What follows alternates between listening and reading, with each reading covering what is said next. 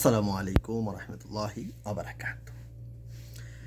এই যে ডিম মানে আন্ডা, আন্ডা দেখছেন, আন্ডা দেখছেন, আন্ডা এবং এই যে কলা, কলা, এই যে কলা, কলা বুঝেন তো।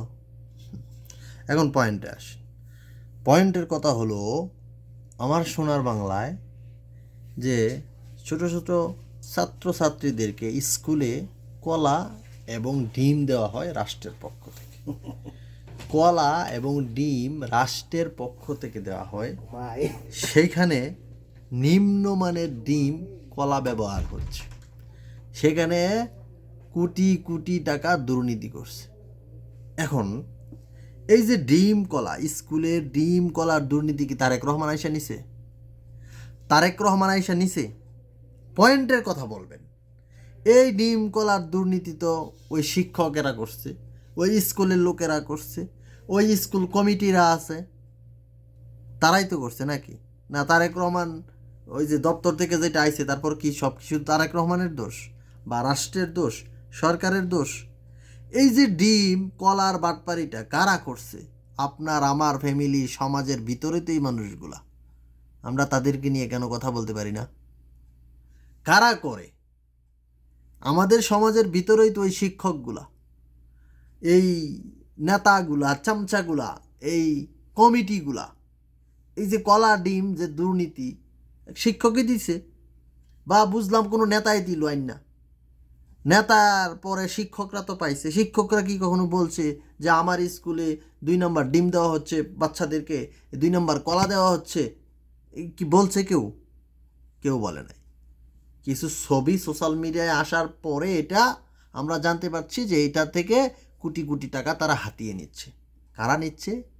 আমার সোনার বাংলার শিক্ষকেরা, সোনার বাংলার নেতারা, সোনার বাংলার কমিটিরা। এই কমিটি নেতা কি কোনো জঙ্গল থেকে উঠে আসছে? আমার মতো, আপনার মতো সমাজের ফ্যামিলির কোনো না কোনো গ্রামেরই তো আমরা। এই ব্যক্তিগুলো আমাদের ভিতরেই তো। এদেরকে গামছাড়া করতে পারবেন? এদের বিরুদ্ধে সমাজে আওয়াজ তুলতে পারবেন? রাষ্ট্র ঠিক হয়ে যাবে, রাষ্ট্র ঠিক হবে।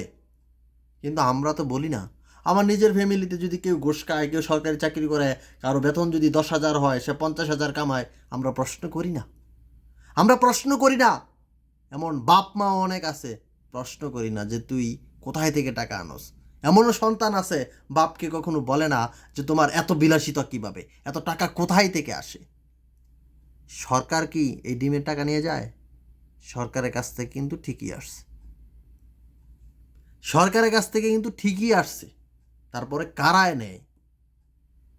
কথা উঠছিল কয়েকদিন আগে যে একজন শিক্ষিকা এই নষ্ট ডিম আর কাঁচা কলা খাওয়াচ্ছে। ওই শিক্ষকরা কার ফ্যামিলির? ওই শিক্ষক এবং শিক্ষিকা কি মানুষের ফ্যামিলির না? ওই ফ্যামিলির কোনো মানুষ জন্ম হয় নাই প্রশ্ন তোলার যে তুমি যেটা করছো সেটা অন্যায়? আমরা শুধু সরকারকে দোষ দিই, আমরা সরকারকে দোষ দিই, সব দোষ সরকারের, আমাদের কোনো দোষ নাই। স্কুলের এই ডিমগুলো, বাচ্চা, এই ছোট ছোট বাচ্চাগুলোকে ডিম আর কলার মধ্যে তারা কোটি কোটি টাকা হাতিয়ে নিচ্ছে। এখন চিন্তা করেন যে এই শিক্ষক বা এই শিক্ষকের কমিটি, স্কুল দিয়া ভবিষ্যৎ প্রজন্ম কতটুকু লাভ হবে? বাকিটা আপনারা একটু বললেন, কারণ ভালো কথা বললে তো আপনারা শোনেন না। মানে যদি কাপড় খুললে একটু নাচ দিতাম তাহলে আপনাদের কাছে ভাল লাগবো। এটা তো গুরুত্বপূর্ণ একটা বিষয়। ভবিষ্যৎ প্রজন্মকে যদি আমরা সঠিক করতে না পারি, এই যে ছোট ছোট বাচ্চা, এগুলোকে যদি ভালো শিক্ষা দিতে না পারি, তাহলে ভবিষ্যৎ প্রজন্ম কতটা ভয়াবহ হবে একবার চিন্তা করে দেখেন, একটু খেয়াল করেন, কথা বলার চেষ্টা করেন। সমাজে কারা দুর্নীতি করতে চায়, সমাজে কোন শিক্ষক ভালো না, কোন শিক্ষকের সমস্যা, এগুলো নিয়ে কথা বলা দরকার। দুর্নীতি শুধু সরকার একা করে না, দুর্নীতি আমার আপনার সবার রক্তে মিশে গেছে। হয়তো আমার ফ্যামিলিতে নেই, আরেকজনের ফ্যামিলিতে আছে, সরকারি চাকরিজীবী আছে, বাইরে একজন ভালো নেতা আছে, হ্যাঁ দুর্নীতি করতে আছে, চাকরিজীবী দুর্নীতি করতে আছে। এগুলো বন্ধ না করতে পারলে সরকারকে কি করবেন? সুতরাং সবাইকেই ঠিক হতে হবে। ভালো লাগলে একটু লাইক কমেন্ট কইরেন, আর আশা কথা কইছি না মিশা কথা কইছি এটাও একটু জানায়েন। খালি একটু হুইনেন না, ভালো থাকবেন।